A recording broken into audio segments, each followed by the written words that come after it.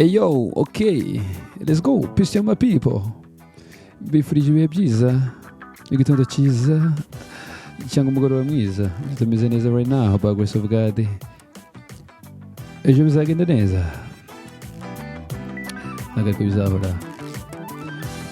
Uyu munsi turavuga ku mateka ya Dr Edouard Ngirente.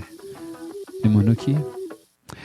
Yavukiye he? Afite abana cyangwa ntago bafite? Yize amashuri angahe? Amaze imyaka ingana gute mu kiyobozi cyangwa mu guverinoma y'u Rwanda? Niyo tugiye kuvuga muri makeya. Nabonye abantu bashaka kubaza cyangwa bibaza ngo mbese amateka ye n'ayahe, ni muntu ki muri rusange. Dr Edouard Ngirente.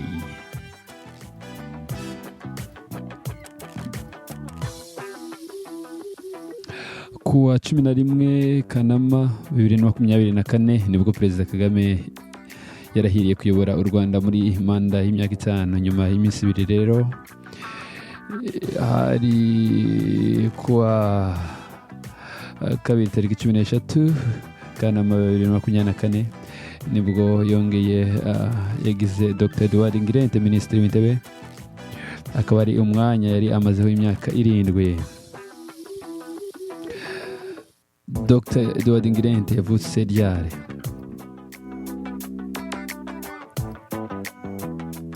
Yavutse kuri tariki 2 Gashyantare muri 1973. Bivuze ko afite imyaka 52. Yahawe inshingano bwa mbere zo kuba Minisitiri w'Intebe muri Kanama 2017. Yongeye kugirwa icyizere na Perezida cyo gukomeza inshingano ze nka Minisitiri w'Intebe. Dr Edouard Ngirente, Minisitiri w'Intebe wa gatandatu w'u Rwanda nyuma ya Jenoside. Nubwo yagiye ahabwa imyanya itandukanye muri guverinoma, ariko kugeza n'ubu hari abantu bakunze kwibaza ku mateka yiwe. Amateka ya Dr Edouard Ngirente ni ayahe? Mbere y'uko agirwa Minisitiri w'Intebe, Dr Edouard Ngirente yakoraga muri Washington DC muri banki Yize. Ni ahantu yakoze imyaka igera mu myaka 6, aho yari ari umujyanama w'umuyobozi nshingwabikorwa ushinzwe ibihugu 20 bya Afurika. Yashoje iyo mirimo yaragizwe umujyanama mukuru, maze mbere kujya gukora muri banki Yize yari yarabaye mu buyobozi bukuru bwa Minisiteri y'Igenamigambi mu by'imari n'ubukungu. Uyu mugabo Dr Edouard Ngirente afite impamyabushobozi y'ikirenga mu by'ubukungu ushingiye ku buhinzi. Yakuye muri kaminuza Gatolika yo mu Bubiligi. Yize kandi muri kaminuza zitandukanye zirimo na kaminuza nkuru y'u Rwanda UNR, ubu yabaye kaminuza y'u Rwanda UR. Yanabayemo umwarimu, avuga ngo yabaye umwarimu muri kaminuza ya UR, kaminuza y'u Rwanda.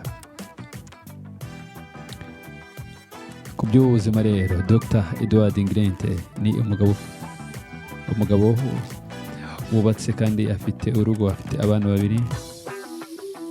Yavukiye mu karere ka Gakenke mu ntara y'Amajyaruguru, naho yigiye amashuri abanza, ni ukuvuga ngo primaire.